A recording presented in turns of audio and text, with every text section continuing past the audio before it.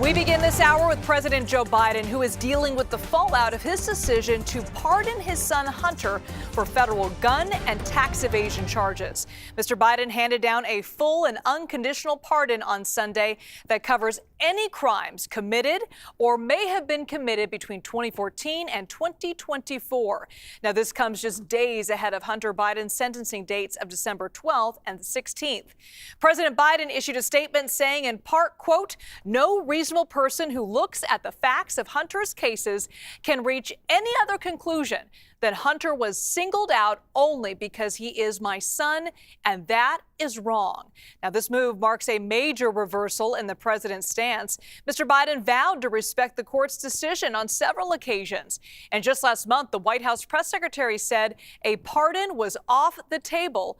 And the president even said this in June. He has overcome an addiction. He's one of the brightest, most decent men I know. And I am satisfied that I'm not going to do anything. I said I abide by the jury decision, and I will do that, and I will not pardon him. Now, Hunter Biden also released a statement saying, quote, "I will never take the clemency I have been given today for granted and will devote the life I have rebuilt to helping those who are still sick and suffering." Now, just moments ago, White House Press Secretary Karine Jean-Pierre had this to say about the pardon. One of the things that the president always believes is to be truthful to the American people. That is something that he always truly believes. And if you see the end of his, I assume that you've read his statement, and you look at the end of that statement, and he actually says that in the first line in the last paragraph, and respects the thinking and how the American people will actually see this in his decision making. And I would encourage everyone to read in full the president's statement. I think he lays out his thought process.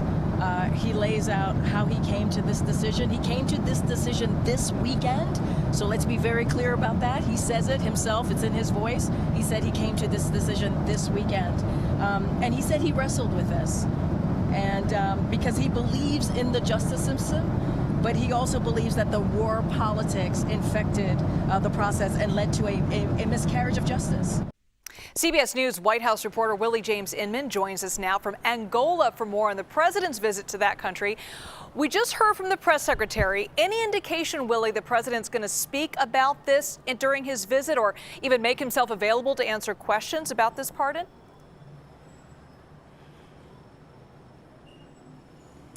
Hey there, Liz. When Karine Jean-Pierre was pressed about a potential press conference, she essentially said she didn't have anything new to offer in terms of the president's schedule. But Air Force One is landing as we speak this moment in Luanda, Angola. And President Biden could perhaps address members of the media who are traveling aboard Air Force One with him. That's an opportunity for him to explain why he made this decision beyond the statement that we saw. And I'll point out that Karine Jean-Pierre's statement there to members of the traveling press corps of Air Force One wasn't really anything new. She didn't have much new information to offer, although she did say the president came to this decision over the weekend, that he, quote, wrestled with this decision. It certainly was an about face in terms of the way the president thought about pardoning his son. As you mentioned, he was asked over the summer, time and time again, about whether or not he would pardon Hunter Biden. That is something that he said he would not do, and he changed his mind essentially over the weekend, and it's certainly something that Republicans, even some Democrats, have criticized the president for doing. But as he lands here in Angola, there are a couple of open press events that we could potentially shout questions at the president. But as I mentioned, he does have the opportunity to talk with members of the media. He could simply just walk over to us and chat with us if he'd like there on the tarmac as Air Force One pulls here into Luanda here in Angola. That's right. It's actually landing right now. I want to take you to live pictures of Air Force One landing, as you mentioned just moments ago, in Angola. And Willie, you're going to be traveling with the president during his trip to Africa this week. What's the goal here for the president with just weeks left in his presidency?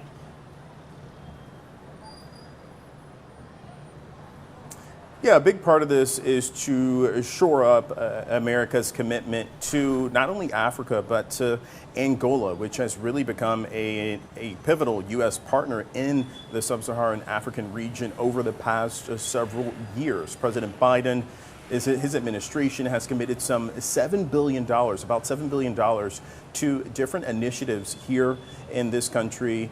They touch everything from healthcare to infrastructure to the agriculture industry. Specifically on infrastructure, there's what's called the Lobito Corridor, a railroad connection that connects Angola, also connects the Democratic Republic of Congo.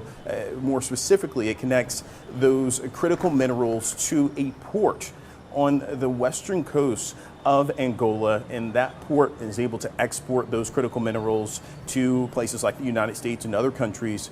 Those minerals are needed for important things like modern day vehicles, iPhones, electronic goods that people want to get their hands on. So this is an important trip to not only reaffirm that U.S. commitment, but to talk up that major project that the U.S. has committed billions of dollars for, and that perhaps some officials are concerned about what President-elect Trump could do in the near future, in the near term, in terms of continuing to fund that key project. And Willie, of course, this all comes as President-elect Donald Trump prepares to take office in 7 very short weeks. How is his presence being felt during this trip to Africa?